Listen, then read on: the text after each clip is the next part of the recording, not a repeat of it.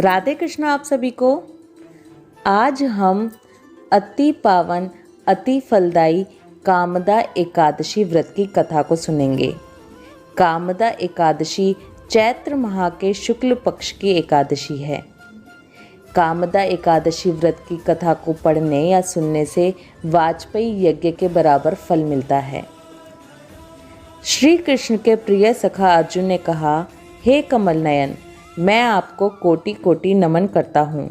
हे जगदीश्वर, मैं आपसे प्रार्थना करता हूँ कि आप कृपा कर चैत्र माह के शुक्ल पक्ष की एकादशी कथा का भी वर्णन सुनाइए। इस एकादशी का क्या नाम है? इस व्रत को पहले किसने किया और इसके करने से किस फल की प्राप्ति होती है? श्री कृष्ण ने कहा, हे अर्जुन, एक बार यही प्रश्न राजा दिलीप ने गुरु वशिष्ठ से किया था। यह वृतांत मैं तुम्हें सुनाता हूँ। राजा दिलीप ने गुरु वशिष्ठ से पूछा, हे गुरुदेव, चैत्र माह के शुक्ल पक्ष की एकादशी का क्या नाम है? उसमें किस देवता का पूजन होता है तथा उसका क्या विधान है? वह सब आप कृपा पूर्वक बताइए। मुनि वशिष्ठ ने कहा, हे राजन, चैत्र माह के शुक्ल पक्ष की एकादशी का नाम कामदा एकादशी है। यह समस्त पापों को नष्ट करने वाली है। जैसे अग्नि काष्ठ को जलाकर राख कर देती है, वैसे ही कामदा एकादशी के पुण्य के प्रभाव से समस्त पाप नष्ट हो जाते हैं और तेजस्वी पुत्र की प्राप्ति होती है। इसके उपवास से मनुष्य निकृष्ट योनि से मुक्त हो जाता है और अंततः उसे स्वर्ग की प्राप्ति होती है। अब मैं इस एकादशी का महात्म्य सुनाता हूँ। ध्यान पूर्वक सुनो। प्राचीन समय में भागीपुर नामक एक नगर था, जिस पर पुंडरीक नाम का राजा राज्य करता था। राजा पुंडरीक अनेक ऐश्वर्यों से युक्त था। उसके राज्य में अनेक अप्सराएं, गंधर्व, किन्नर आदि वास करते थे। उसी नगर में ललित और ललिता नाम के गायन विद्या में पारंगत गंधर्व स्त्री पुरुष अति संपन्न घर में निवास करते हुए विहार किया करते थे। उन दोनों में इतना प्रेम था कि वे अलग हो जाने की कल्पना मात्र से ही व्यथित हो उठते थे। एक बार राजा पुंडरीक गंधर्वों सहित सभा में विराजमान थे। वहां गंधर्वों के साथ ललित भी गायन कर रहा था। उस समय उसकी प्रियतमा ललिता वहां उपस्थित नहीं थी। गायन करते करते अचानक उसे उसका ख्याल आ गया, जिसके कारण वह अशुद्ध गायन करने लगा। नागराज करकोटक ने राजा पुंडरीक से उसकी शिकायत की। इस पर राजा को भयंकर क्रोध आया और उन्होंने क्रोधवश ललित को श्राप दे दिया। अरे नीच, तू मेरे सम्मुख गायन करते हुए भी अपनी स्त्री का स्मरण कर रहा है। इससे तू नरभक्षी दैत्य बनकर अपने कर्म का फल भोग। ललित गंधर्व उसी समय राजा पुंडरीक के श्राप से एक भयंकर दैत्य में बदल गया। उसका मुख विकराल हो गया। उसके नेत्र सूरज चंद्र के समान प्रदीप्त होने लगे। मुंह से आग की भयंकर ज्वालाएं निकलने लगी। उसकी नाक पर्वत की कंदरा के समान विशाल हो गई और गर्दन पहाड़ के समान दिखाई देने लगी। उसकी भुजाएं 2-2 योजन तक लंबी हो गईं। इस प्रकार उसका शरीर 8 योजन का हो गया। इस तरह राक्षस बन जाने पर वह अनेक दुख भोगने लगा। अपने प्रियतम ललित का ऐसा हाल होने पर ललिता अथाह दुख से व्यथित हो उठी। वह अपने पति के उद्धार के लिए विचार करने लगी कि मैं कहाँ जाऊँ, मैं क्या करूँ, किस जतन से अपने पति को इस नरक तुल्य कष्ट से मुक्त कराऊं।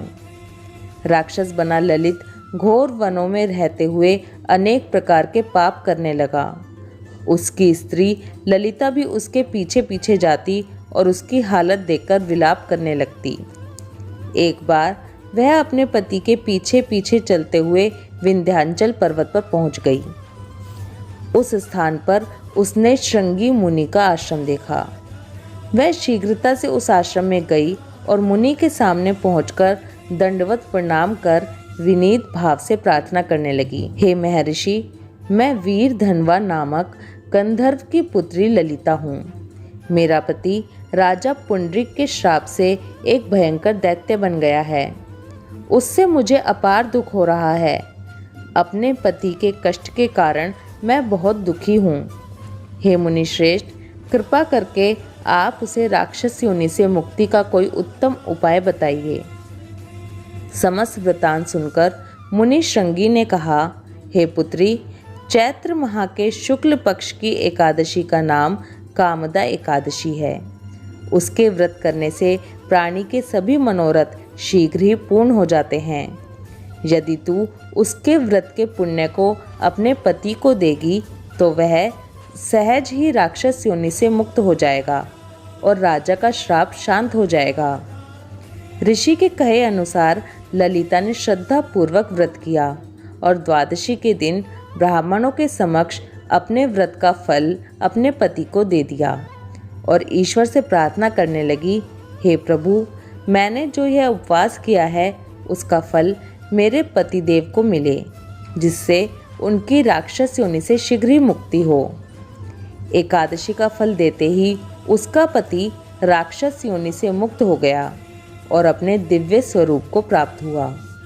वह अनेक सुंदर वस्त्रों तथा आभूषणों से अलंकृत होकर पहले की भांति ललिता के साथ विहार करने लगा। कामदा एकादशी के प्रभाव से वह पहले की भांति सुंदर हो गया और मृत्यु के बाद दोनों पुष्पक विमान पर बैठकर विष्णु लोक को चले गए।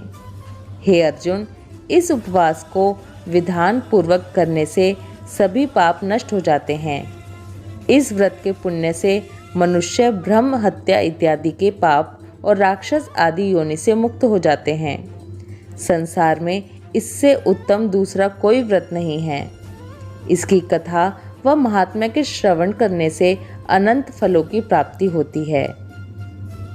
इस कथा का सार ये है कि प्राणी अपने सुखों का चिंतन करे, ये बुरा नहीं है, किंतु समय असमय ऐसा चिंतन प्राणी को उसके दायित्वों से विमुख कर देता है, जिससे उसे भयंकर कष्ट भोगने पड़ते हैं।